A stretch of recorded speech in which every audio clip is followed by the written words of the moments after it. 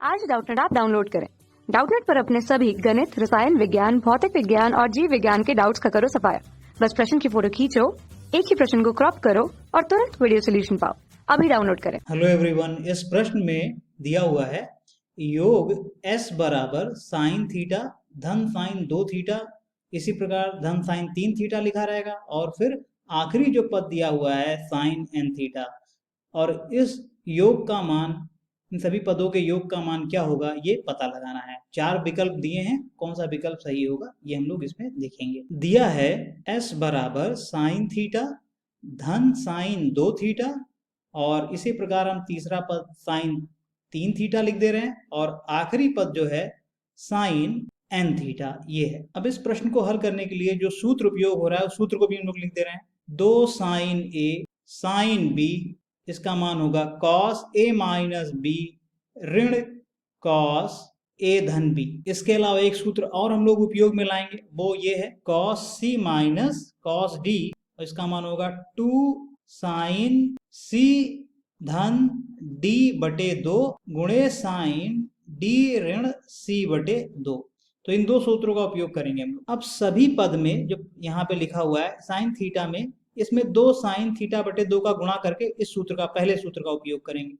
तो इसी प्रकार दूसरे पद में भी 2 साइन थीटा बटे 2 का गुणा करके फिर से इस सूत्र का उपयोग करेंगे। तो पहले पद में हम लोग जब 2 साइन थीटा बटे 2, यानी इसमें 2 साइन थीटा बटे 2 का गुणा किया और अब a की जगह थीटा और b की जगह थीटा बटे 2 रख देंगे। तो ये मान हो जाएगा cos थीटा ऋण थीटा बटे 2 ऋण cos थीटा धन थीटा बटे 2, और इसको हल करने पे ये मान आ जाएगा 2 साइन थीटा बटे 2 बराबर cos थीटा बटे 2 ऋण cos 3 थीटा बटे 2। इसी प्रकार साइन 2 थीटा में भी हम लोग गुणा करेंगे और इस सूत्र का उपयोग करेंगे पहले। तो 2 साइन 2 थीटा है, इसमें साइन थीटा बटे 2 का गुणा कर दिया इस वाले पद में भी हमने, और फिर अब a की जगह पहले सूत्र से 2 थीटा रख देंगे और b में थीटा बटे 2 रख देंगे। तो ये बन के आ जाएगा cos 2 थीटा ऋण थीटा बटे 2 ऋण cos 2 थीटा धन थीटा बटे 2, और इसका मान निकल के आएगा 2 साइन 2 थीटा साइन थीटा बटे 2 बराबर cos 3 थीटा बटे 2 ऋण cos 5 थीटा बटे 2। इसी प्रकार अगर हम लोग तीसरा पद जो है साइन 3 थीटा ये लिखा हुआ है, इसमें जब हम यही चीज गुणा करके लिखेंगे तो इसी प्रकार 2 साइन 3 थीटा में 2 साइन थीटा बटे 2 का गुणा किया, और जब इसको हल करेंगे तो ये आ जाएगा cos 2 थीटा ऋण थीटा बटे 2 ऋण cos 2 थीटा धन 2 नहीं, यहाँ 3 थीटा लिखा जाएगा, 3 थीटा ऋण थीटा बटे 2 ऋण cos 3 थीटा धन थीटा बटे 2, और फिर जब इसको हल करेंगे तो इसका मान निकल के आ जाएगा 2 साइन 3 थीटा साइन थीटा बटे 2 बराबर cos 5 थीटा बटे 2 ऋण cos 7 थीटा बटे 2।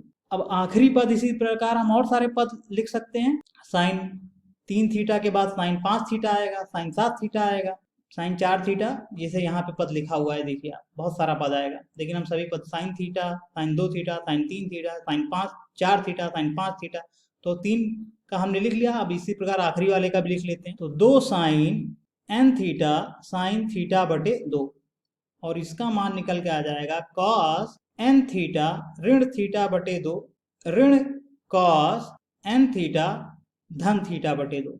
तो ये सारे हमने 3-4 पद में साइन थीटा बटे 2 का गुणा करके और पहला वाला सूत्र उपयोग में लाया है।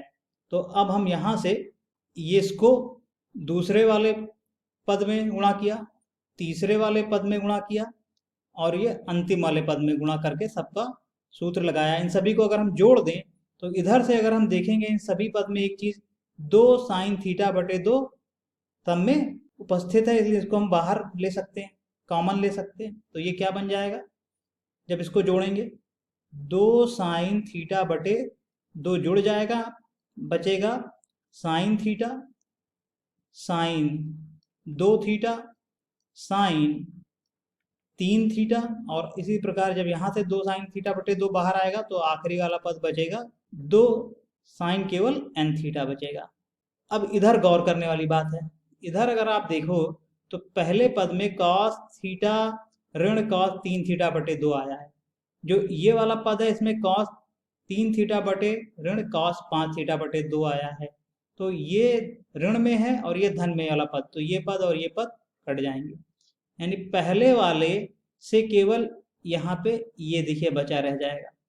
इसी तरीके से जब इसको हम लोग जोड़ेंगे तो ये ऋण में है cos 5 थीटा बटे 2, ये इससे कट जाएगा। और इसी प्रकार इसके ऊपर जो पद होगा, इसके ऊपर जो पद होगा, यहाँ पे जो लिखा होगा पद, उससे ये वाला कट जाएगा यहाँ पे। अब इसके नीचे कोई भी पद नहीं आ रहा है तो ये बचा रह जाएगा, और सबसे पहला पद जो लिखा था वो बचा रह जाएगा। तो पहले वाला पद से पहला ये हम लोग लिख देंगे और आखिरी में ये वाला पद केवल बचा रह जाएगा, क्योंकि इसके नीचे कुछ नहीं आ रहा है तो ये बचा रह जाएगा ये।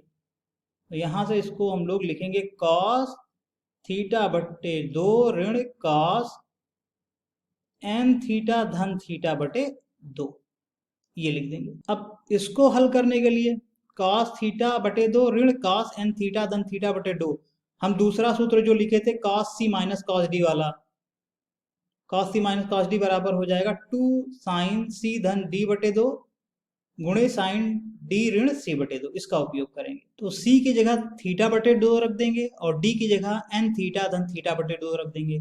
तो इसका जब उपयोग करेंगे और इस पूरे इसका मान प्रश्न में s के बराबर दिया हुआ है तो यहाँ पे s लिख देंगे, तो ये बन जाएगा 2 साइन थीटा बटे 2 s बराबर c की जगह थीटा बटे 2 रख देंगे, d की जगह n थीटा धन थीटा बटे 2 रख देंगे। तो ये बन जाएगा 2 साइन c धन d। इसको और इस कोण को जब हम जोड़ेंगे तो ये बन जाएगा n थीटा और थीटा बटे 2 जुड़ के थीटा बन जाएगा, और फिर 2 का भाग लगा देंगे इसमें, ये आएगा।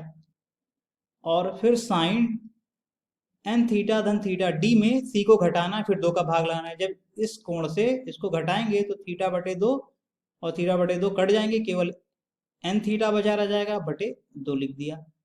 और यहाँ से s का जो मान निकलेगा s बराबर आ जाएगा 2 दोनों तरफ से कट जाएगा, ये बन के आ जाएगा साइन थीटा हम लोग बाहर निकाल दें तो 1/2 n धन 1 थीटा साइन 1/2, ये n थीटा लिखा रहेगा, और नीचे बटे में आपका आ जाएगा ये वाला, नीचे आ जाएगा साइन थीटा बटे 2। तो ये सभी पदों का योग s जो था उसका मान ये आ जाएगा यहाँ से।